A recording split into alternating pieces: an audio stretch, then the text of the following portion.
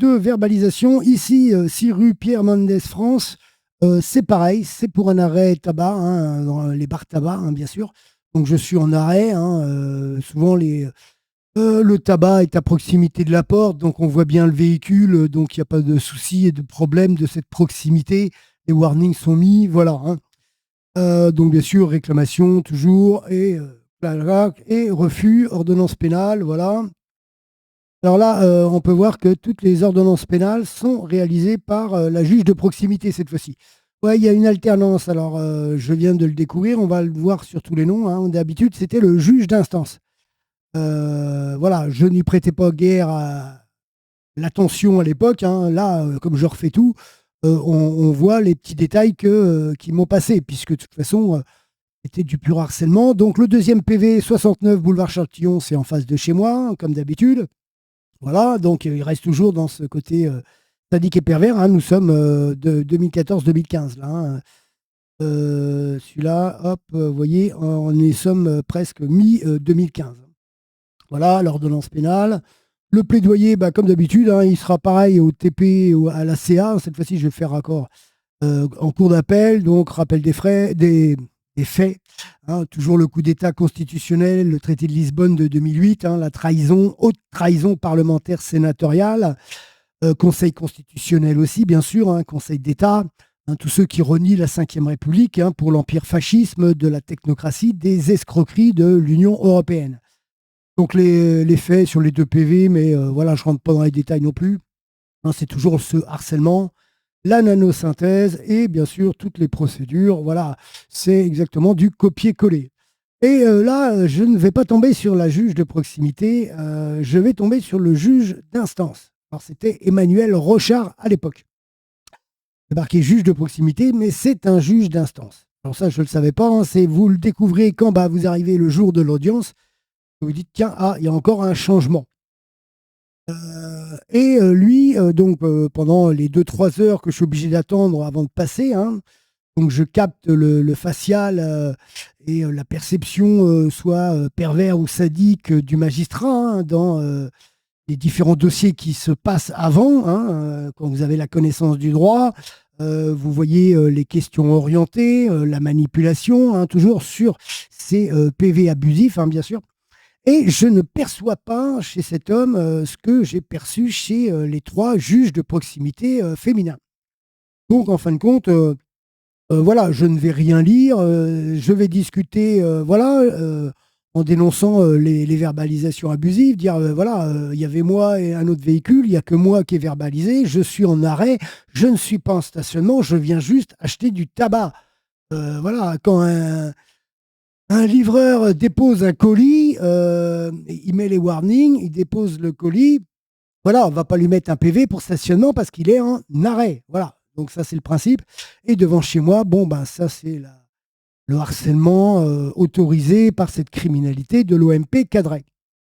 Et là, cette OMP, je vois que elle me regarde avec de grands yeux. Pourquoi? Parce que ben là c'est un homme. Je ne lui rentre pas dedans vocabulairement parlant.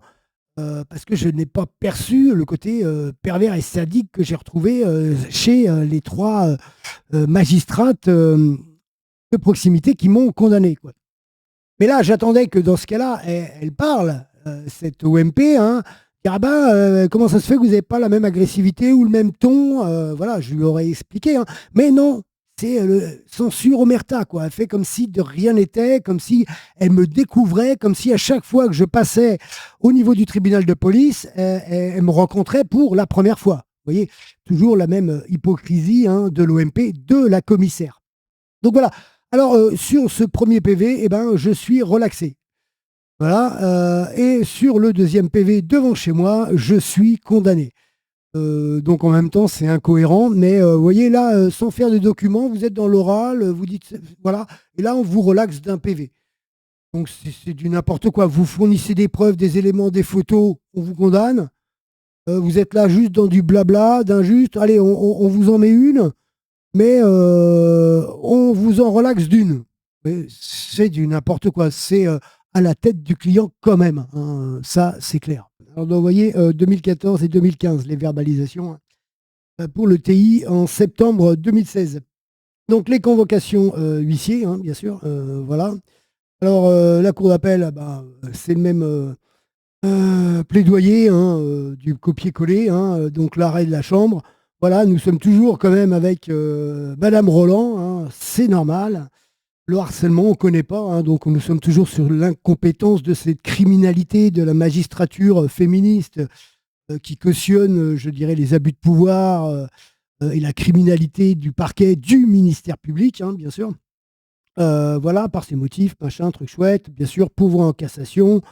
Et on prévient, bien sûr, le procureur général en accusé de réception et le mémoire du pourvoi cour de cassation. Voilà, c'est du copier-coller aussi hein, par rapport à ceux qu'on a vus dans le sous-chapitre 8. Hein, c'est exactement le même truc, terminé, point barre. Alors vous voyez là, c'est pas signé non plus. Hein, je mets le tampon, terminé, point barre. Et d'ailleurs, je sais même pas encore l'arrêt de la Cour de cassation parce que c'était du n'importe quoi. Ils n'en voyaient plus rien. Hein. Il y avait trop, en fin de compte. Hein. Mais il ne faut pas le dire. Hein. Nous sommes sur la grande silencieuse de cette criminalité, de la censure, de l'omerta des parquets dans cette complicité, des sabotages insidieux, des dossiers, des procédures. Hein. Tout ça pour conforter l'idéologie de la race supérieure, la dictature du poste. On voit la dernière procédure avant la synthèse et tout ce qu'on vous cache encore. Un stationnement, bien sûr, qui est en fin de compte un arrêt pour acheter du tabac, comme d'habitude, au 13 boulevard Jean Jaurès. Donc là, vous voyez, le harcèlement des verbalisations abusives a diminué, mais il est encore présent tout le temps sur la manipulation entre le stationnement et l'arrêt concernant que les citoyens. Hein. Je veux dire, les livreurs, tous ceux qui se mettent en arrêt, voilà, il n'y a pas de problème. Il n'y a que les citoyens qui dérangent, et surtout le citoyen prudent sur Fougères. Donc ça les amuse. C'est clair de ce côté pervers et sadique hein, de cibler toujours la même personne. Hein, la définition même du harcèlement, hein, inconnue par cette racaillerie des juges de proximité, juges d'instance, ce qu'on verra au final dans la synthèse. Donc voilà, recours, machin, terminé. Hop là, l'ordonnance pénale, pareil. Hop, envoyé. Hop, l'huissier, la citation à comparaître, hein, toujours les mêmes huissiers. Voilà, ici l'affaire. Hein, donc nous étions en novembre 2015 pour la verbalisation et là nous sommes en janvier 2017 pour le tribunal d'instance. Donc voilà, et là les planches photos. Donc on va voir s'ils reconnaissent les preuves. Là je vais être moins virulent, je vais être plus dans l'exposé, mais on va voir. Mais c'est pareil. Il n'y a rien qui est reconnu. Nous sommes sur cette criminalité du poste de l'enseignement du droit. C'est ce qu'on va découvrir. C'est que vous êtes avec l'enseignement universitaire facultaire, ce racisme libéral des fonctionnaires et des entreprises que nous verrons dans le futur. Je vous invite à regarder les 4 photos qui vont démontrer la continuité de ce harcèlement racket financier. La première photo nous démontre que mon arrêt temporaire n'est pas au 13 mais au 11. Ces 2 photos prouvent, premièrement, qu'il n'y a pas de ligne jaune et que mes warnings sont allumés. Photo 2, pas de panneau d'interdiction de stationnement et que cet arrêt pour acheter juste du tabac est légal. Maintenant, nous passons aux photos 3 et 4. La troisième montre l'emplacement du véhicule de police quand je suis sorti de mon véhicule pour acheter mon tabac. Loin d'être engagé sur le rond-point, très loin de mon véhicule pour constater l'adresse exacte. J'appuie sur ce fait car des anciens PV devant chez moi ont été réalisés dans les mêmes pratiques. Étant méfiant dans ces années de racket policier, la photo 4 prise dans la boutique de tabac montre que j'ai accès à mon véhicule et que je serais sorti si le véhicule de police serait arrêté à la hauteur du mien. Mais ça n'a pas été le cas. Connaissant mon véhicule, ma personne, ils m'ont verbalisé à distance et sans s'arrêter. Moi, je suis présent devant vous. Où sont ces policiers?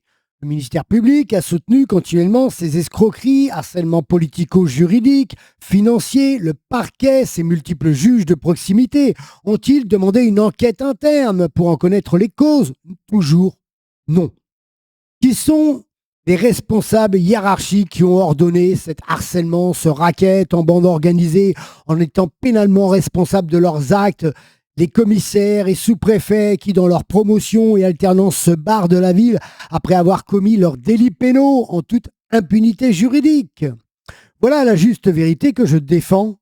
J'écrirai pour dénoncer ce néonazisme politicard, l'exécutif et l'escroquerie du sarco-criminel en complicité d'agents et hauts fonctionnaires assermentés, le racisme du pouvoir pro-européen après leur coup d'État constitutionnel en 2008. Au vu de la dernière décision, relax du juge d'instance de ce même tribunal, le 13 septembre 2016, mon arrêt est légal dans sa forme temporaire, regrettant que celui-ci n'ait pas pris la même mesure pour le stationnement devant chez moi, qui a été réalisé dans l'identique, et que celui-ci, à la sauvette et à distance, soutenu par ce ministère public, qui a été complice de cet acharnement. Par ces motifs, je demande donc la relaxe et continue à demander l'ouverture d'une enquête pour définir les responsabilités hiérarchiques qui remontent à plus d'une demi-décennie. Alors là, voilà les photos. Donc là, on est bien devant 13. Ici, c'est le bureau de tabac. Là, c'est la voiture. Ici, il n'y a pas de stationnement interdit. Je suis en arrêt. Voilà, il n'y a pas de ligne blanche. OK. La photo 3, voilà. Donc le véhicule de police devait se trouver par là. Et ici, voilà, vous voyez, je suis dans le magasin. Voilà, donc j'ai accès à ma voiture. Je vois ma voiture. Si la voiture de police serait passée là, je l'aurais vue. Donc voilà. Et puis le reste, c'est du copier-coller. Donc le jugement, vous voyez que ici, là encore, nous sommes toujours avec l'indifférence de cette troisième juge de proximité, Anne Ercelin. Rien à foutre avec la Cadret. Rien à foutre, hein, la commissaire, l'OMP, hein, cette complicité, cette criminalité. Il n'y a pas de panneau, il n'y a pas d'arrêté, il n'y a rien. Vous voyez? Et c'est la dictature de l'assermentation. C'est la dictature du poste. C'est la dictature de l'agent de police, le petit chef de patrouille. Voilà. Hop, et bien sûr, l'appel. Et là, directement en cassation. Donc là, je ne vais plus en cours d'appel. Je vais directement en cassation, je préviens le procureur général. Voilà, donc on passe direct à la cassation cette fois-ci. Alors, le mémoire personnel, le 23 mars 2017, on est parti.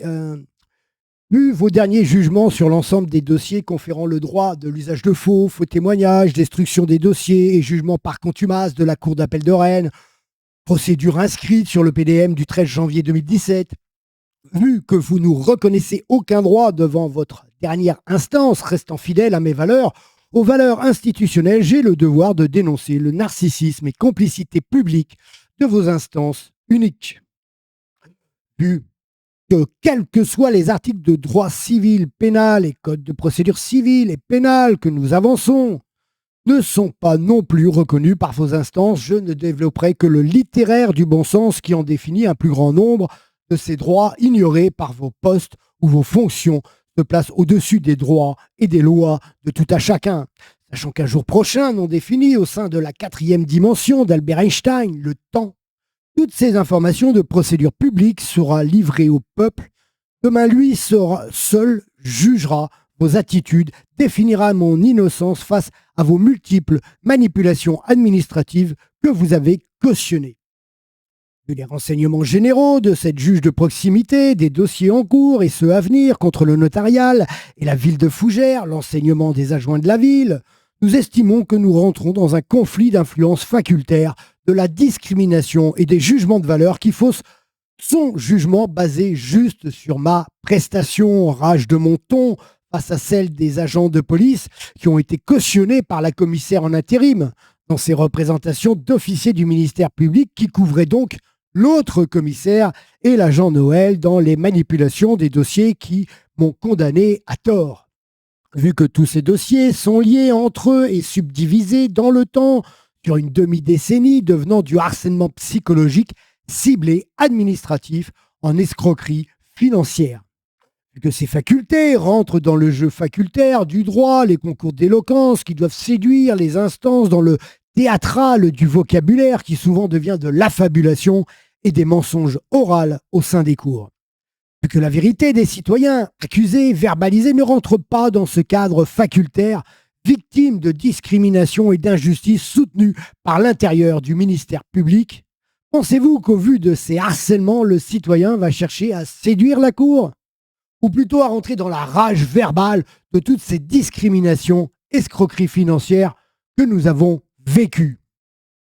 Est-ce que tous vos fonctionnaires de justice ont des facultés médico-psychologiques de compréhension et respectent les droits du Code de procédure pénale, article 1, alinéa 15? Non. Est-ce que nous sommes jugés juste sur la rage de notre ton en ignorant les preuves? Oui. Je viens de comprendre pourquoi je n'ai jamais pu faire le lien entre les commissaires et l'OMP pendant toutes ces dernières années, ayant un double visage, celui du commandant Jean-Michel Lucas et celle de cette citoyenne Cadret. Pouvant comprendre maintenant pourquoi les PV, les dates des PV ont été manipulées par ces cadres de l'intérieur dans les montages des procédures multiples de ces PV devant l'instance de Fougères, celle des tags et du pseudo-outrage, et encore l'agent Noël dans ses abus de verbalisation en me menottant dans ses abus d'autorité et contraire à l'article 803 du Code de procédure pénale. Quel synonyme, vocabulaire, verbe pourriez-vous exprimer devant tant de délits pénaux réalisés par ces fonctionnaires et cautionnés par vos instances qui couvrent le narcissisme de vos confrères et consoeurs? Nous ne pouvons donc vous définir comme des personnes, des citoyens respectables, n'étant jamais dans la neutralité, l'objectivité, l'impartialité quand les dossiers concernent un citoyen, contre l'assermentation de vos fonctionnaires intérieurs, les magistrats qui nous reconnaissent aucun droit en ignorant les preuves, voulant nous juger dans l'oral des concours de la mythomanie du droit. Vous comprendrez aussi pourquoi le peuple ne vous fait plus confiance devant tant de perversions sadiques, pour faire déconnecter le psychique du citoyen qui ne peut défendre tous ces dossiers en même temps, puisque l'officier du commissariat mélange volontairement toutes les verbalisations pour que la défense ne puisse établir les liens entre elles. Vous appelez cela de la sécurité ou de l'escroquerie, harcèlement, bande organisée, là où cette escroquerie de juge unique ne concerne que le mot stationnement. Il ne reconnaît pas la jurisprudence avancée dans le même cas d'arrêt temporaire et signalée par les warnings de mon véhicule reconnus par le juge d'instance de Fougères. Cette enseignante de juge de proximité interdit à tous les citoyens de faire des arrêts dans la ville de Fougères et qu'autorise le code de la route, qu'autorise le juge d'instance. Par ces motifs, on a été la relaxe, bien sûr. Voilà. Et donc là, j'ai enquêté sur cette magistrate. Et qu'est-ce qu'on voit, hein, voilà, prof de droit, enseignante en droit, madame Marcelin. Donc, il passe des facultés universitaires à l'escroquerie en bande organisée directement dans les commissariats, maître de conférences en droit. Voilà, c'est ça qu'ils appellent un juge de proximité. Vous voyez ? Si vous ne rentrez pas dans le cadre universitaire, eh ben, on vous escroque, on vous harcèle, toujours la discrimination contre les classes populaires. Voilà, nous sommes avec ce racisme facultaire de l'enseignement, fascisme du droit traditionnel. Donc là, bien sûr, il y a tout son CV, hein, juriste bancaire, donc vous voyez, ils alternent, ce sont des libéraux, quoi. Hein, voilà, c'est pour ça. Hein. En même temps, il y a eu des magouilles énormes dans la magistrature, entre le syndicalisme de la magistrature plus les libéraux. Voilà, ça donne un potage, voilà. Et donc là, voilà, on va voir les deux commissaires. Donc là, Cadret, et là, l'ancien commissaire Lucas, hein, qui va être complice avec, bien sûr, le sous-préfet Fraquet, que l'on verra bientôt, ultérieurement. Voilà. Hop. Et donc là, nous avons le conseiller rapporteur qui va vous dire... Ah, M. Prudor n'a pas signé son mémoire. Je n'ai pas signé mon mémoire, j'ai mis mon tampon. Alors, observation suite à la communication. Je tiens à mettre en avant que mon tampon qui mentionne mon état civil de mes instructions citoyennes, article 7 du Code civil, a été authentifié par huissier et donc peut être recevable comme être ma signature. Aucune mention de la greffière ne contredit l'authenticité de mon état civil de ma signature tampon. Elle n'est donc pas contraire à l'article 576 du Code de procédure pénale qui ne précise une forme manuscrite de la signature qui authentifie mon état civil. Les articles 584, 591, ne suis-je pas en face de professionnels du droit et au service des citoyens? Vous m'opposez le code de procédure pénale au code pénal que j'expose de manière littéraire tout en sachant que les articles des délits correctionnels que j'avance, n'ayant eu aucune possibilité de constater l'intégralité des dossiers de cassation, refus du parquet, où se trouve l'équité des armes, dignité de la personne avancée par la première partie de l'article préliminaire du Code de procédure pénale. Mais au-delà de ces articles du Code de procédure pénale, j'ai inclus 7 procédures au sein des demandes de révision pour harcèlement moral, escroquerie en bande organisée, trafic d'influence et d'intérêt du parquet, avec un ancien sous-préfet de la ville de Fougères-Vitré, le citoyen Fraquet. D'autres structures administratives sont au courant, délits correctionnels, articles que vous devez connaître. Un flagrant délit d'instance du TGI en 2015. Et là, je remets mon tampon. Voilà. Et donc là, l'avocat général, vous voyez, vous êtes sur la dictature du poste. Ils ne reconnaissent pas. Alors, vous voyez, c'est juste le sadisme et la jubilation de pouvoir imposer le pouvoir absolu de leur médiocrité et criminalité des postes surpayés. Voilà. On surpaye des racailles pour nous dire ah bah il n'a pas signé, il a mis un tampon. Quand vous recevez un accusé de réception, quand vous envoyez des accusés de réception au président, à ceci, à cela, c'est pas le président qui signe. Non, non, c'est les accueils, ce sont les greffières. Ils mettent un tampon. Et là, personne va dire ah bah oui, mais vous l'avez pas signé, monsieur le président. Vous voyez, c'est du n'importe quoi. Voilà, donc là, il dit voilà, la déclaration du pouvoir ne porte pas la signature manuscrite du demandeur. C'est pas marqué dans le code de procédure pénale. Il impose le truc manuscrit. Vous voyez, incroyable hein, d'être aussi vicieux. Donc là, bien sûr, j'ai encore répondu et je n'ai pas reçu l'arrêt hein, parce que des fois, je ne les recevais pas. Que les noms, donc là, on était page 4. Voilà le SC5 avec les radars. Donc on a commencé à SC6 sur Fougères. Donc avec la première juge de proximité, hein, Martine Battet. Donc là, on retrouve tous les noms, hein, les 2 OMP qu'on va avoir, hein, beaucoup la commissaire Cadret et autrement Ludinard. Hein, par contre, la cour d'appel, c'est toujours cette femme Roland, hein, c'est clair. Donc les procureurs généraux, ça ne change pas non plus. Hein. Voilà, la cour de cassation Paris, hein, ça change rien. Voilà, SC7, c'est pareil, on retrouve donc Cadret. La deuxième juge de proximité avec Claire Giraud, hein, bien sûr. Roger Mondonex, qu'on verra en TGI, hein, bien sûr, hein, ça c'est clair.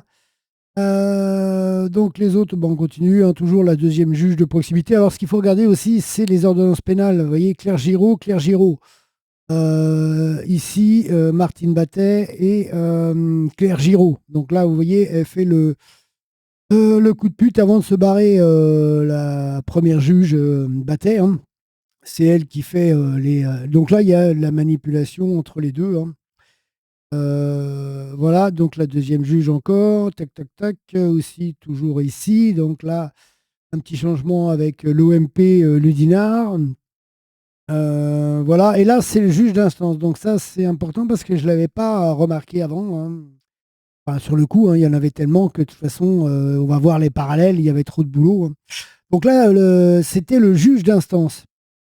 Vous voyez, c'est différent. Là encore, juge d'instance. Et nous sommes toujours avec la deuxième, Claire Giraud. Hein. Toujours la cour d'appel, Madame Roland. Hein. Donc, c'est du laisser-faire total, hein, vu le nombre de procédures. Hein. Toujours, vous voyez, ordonnance pénale, juge d'instance. Donc, ça veut dire que la juge de proximité se base sur les ordonnances pénales du juge d'instance. Voilà, et là, on arrive avec la troisième juge de proximité, Hercelin Anne, hein, qui ne changera rien, bien sûr. Hein. Donc, toujours CA, toujours Roland. Hein, voilà. Ici, toujours pareil, juge d'instance, l'ordonnance pénale. Là, l'arrivée de l'autre huissière, Zéar Nora, on va dire. Toujours la troisième juge de proximité. Hein. Il va y avoir encore un petit changement. Donc là, bien sûr, on a tous les matricules des agents de police. Hein. Tous les matricules des agents verbalisateurs qui ont été dans les abus de verbalisation envers ma personne. Et là, nous arrivons avec le juge d'instance qui fait office de juge de proximité, Rochard Emmanuel. Mais là, comme par hasard, là, ils ont inversé. L'ordonnance pénale, c'est qui? C'est la juge de proximité, Hercelin Anne. Vous voyez, il y a quelque chose de très vicieux dans leur modification, dans leur changement. Oui, quand voilà, parce qu'ils savent pertinemment hein, les choses. Voilà. Mais il faut faire marcher l'escroquerie, le despotisme judiciaire, la dictature de l'enseignement. On vient de constater aussi que ce sont avant tout des enseignants. Donc on est bien dans ce racisme universitaire, facultaire, dans cette justice financière qui ne travaille que pour les entreprises libérales qui gravitent à l'intérieur même de ces trucs, hein. Et nous sommes avec l'abattage pour les citoyens des classes populaires et des classes moyennes, hein, puisque tout est permis, puisque tout le système du parti unique, du fonctionnariat de l'intérieur juridique financière vont couvrir tout le temps ces fonctionnaires. Donc une criminalité, une association de malfaiteurs en bande organisée dans le pouvoir absolu qu'ils se sont accordés. Voilà, donc là, on est toujours avec Arcelin. Donc, vous voyez, page 9, donc ça fait beaucoup de fonctionnaires. Alors là, on va retrouver bien sûr beaucoup les mêmes, hein. Sauf ce qui change, hein, c'est surtout les agents verbalisateurs qui sont des fois totalement différents. On survole vite fait aussi le schéma temporel pour voir les parallèles d'ailleurs des dossiers qui étaient en cours amorcés, hein, et cette préméditation avec la finance, les impôts, hein, avec bien sûr l'OMP Cadret et le harceleur Noël. Alors le schéma temporel, donc là j'ai mis des repères. Le repère jaune, c'est là où on m'a forcé à changer la carte grise, hein, parce que déjà il y a eu depuis le début là beaucoup de verbalisation. Aussi, il y a eu aussi ma candidature. Donc il y a certaines qu'on ne voit pas, hein, de procédures qui vont être liées aussi et additionnées à celles du TGI. Il y a toutes les procédures au nom de mon père qu'on ne verra pas non plus, hein, puisque ils ont pris l'immatriculation du véhicule et la carte grise était au nom de mon père. Donc ça fait une 25 à 30 PV qu'on ne voit pas non plus, hein, qui sont passés cachés, on va dire, hein, c'est clair. Donc là, jaune, là, les PV à mon nom, et hop, la première procédure ici. Ça se termine ici exactement au niveau des tribunaux de police, mais avec la cassation, on est à peu près ici. Et pour la prescription et l'annulation des dossiers total, on est à peu près ici en 2020. Donc vous voyez, de 2012 ici, il s'est passé quand même 8 ans d'acharnement, je dirais, intérieur, juridique, financier, hein, parce que faut pas dire que c'est plus l'intérieur que la justice, que la finance. Ce sont les trois globales en même temps, hein, parce que c'est là l'association de malfaiteurs, hein, puisque vous avez beau dire les choses ou faire les choses ou démontrer les choses, vous êtes avec cette criminalité, cette censure, cette omerta, ces abus de pouvoir en bande organisée, hein, comme on le voit actuellement avec, je dirais, l'euro-présidence, hein, du Macron criminel, hein, voilà, vous êtes avec des hommes, ils ont des ornières, ils ne voient pas. Tout le monde ne veut plus voir cet euro-président et il s'impose. Il fait du n'importe quoi. C'est la grande médiocrité de la France, de les écoles supérieures, hein, ce que j'appelle la SS et NARCAL, hein, HEC, ENA, où tous ils sont là juste pour le portefeuille. Ils sont juste là pour le fric. Ils ne sont pas là pour servir la France, hein. Vous n'avez que des racailles ministérielles que vous retrouvez au Parlement. D'ailleurs, on n'a pas un Parlement de parlementaires, on a un Parlement de ministres, d'anciens premiers ministres, hein, du Front républicain, hein, des copinages traditionnels parisiennes. Donc ici, bien sûr, la justice ne fait pas son boulot. Les juges de proximité, c'est cul et chemise avec les commissaires de police, hein, les OMP. Hein. Et ici, attention, hein, il n'y a pas de manifestation, il n'y a pas de casse, il n'y a rien, il n'y a pas d'abus de. Voilà, il n'y a pas de résistance à l'oppression, enfin, à l'interpellation. Moi, je ne résiste pas. Ok, tu veux qu'on m'amène au poste, je vais au poste. Il n'y a pas de problème, hein, je vais résister à l'oppression de manière administrative dans le temps. Voilà. Il faut voir les parallèles, et c'est pour ça que vous comprenez que c'était impossible presque d'écrire un livre tant il se passe de choses et qu'il faut découper les choses pour pouvoir bien les expliquer sur ces parallèles, hein. Nous avons sur cette parallèle le chapitre 4 de la succession, avec les magouilles aussi identiques des inspecteurs divisionnaires qui vous disent une chose, vous fermez la porte, ils vont dire autre chose. Les recours gracieux qui disparaissent. Vous avez les attaques sur la petite retraite à ma mère. On vous dit non, on va pas le faire. Et puis une fois le dos tourné, on va le faire. Vous avez la plainte qui va arriver de Baron, qui est fin 2017. Et comme là, bien sûr, vu que j'ai attaqué durement l'OMP, donc la commissaire Cadret et bien sûr cet agent Noël, eh ben, ils vont faire traîner le dossier pendant plus de 3 ans dans les archives, volontairement, parce que ce qui est en haut, c'est aussi le chapitre 3, avec, je dirais, les plaintes contre le BCPF et la ville de Fougères. Pareil, les faux témoignages, l'usage de faux, les trafics d'influence et financières, tout ça, c'est couvert par la justice, par le parquet, par le juge d'instruction Magnier, qu'on découvrira au final ici. Et d'ailleurs, j'attends toujours la chambre d'instruction. Donc, nous sommes toujours avec une magistrature, une chambre d'instruction. Donc la chambre d'instruction, ce sont que des présidentes et des présidents, mais souvent c'est que des présidentes. Et ben, ils refusent de faire leur travail, ils refusent de condamner, de blâmer toute cette médiocrité de la criminalité, des parquets, des vice-procureurs, des procureurs. On en a vu une partie, on va continuer à en voir au niveau du chapitre suivant, hein, avec la première condamnation, où là encore, ce sont des policiers qui refusent de faire leur travail, parce qu'il n'y a pas d'impartialité, il n'y a pas de neutralité, il n'y a pas d'objectivité. Voilà, n'importe quel pélo va porter plainte, et ben le mec a raison. Même s'il n'est pas assermenté, c'est ce qu'on va voir ici. Vous voyez, c'est quand même assez consternant, grave. Ça dépend qui vous avez en face. C'est ça. Vous n'êtes pas jugé sur les faits, vous êtes jugé sur le fait que vous vous battiez, vous dénonciez, vous n'ayez pas l'air abattu puisque vous savez que vous n'avez rien fait. Eh ben, on va s'acharner dessus pour... voilà, c'est le côté sadisme et pervers de ce qu'ils ont développé entre eux, pour eux, ce qu'on trouve et ce qu'on revoit hein, en ce moment, la médiocrité parlementaire hein, de tous ces cartels politiciens. Alors, ils ont créé beaucoup de partis politiques pour embaucher les enfants des enfants d'eux. Voilà. Comme ils n'ont plus le droit d'embaucher leur famille, ben, plus ils vont créer de petits partis, plus ils vont pouvoir embaucher les enfants des copains, des copines. Voilà. C'est que ça, c'est médiocre. Ils ne travaillent pas pour la France. Ils travaillent contre la France et ils travaillent juste sur leur enrichissement personnel. Hein, et ils travaillent pour des économies étrangères. Donc nous sommes sur la haute trahison institutionnelle de ces racailles et de ces vermines ministérielles et gouvernementales.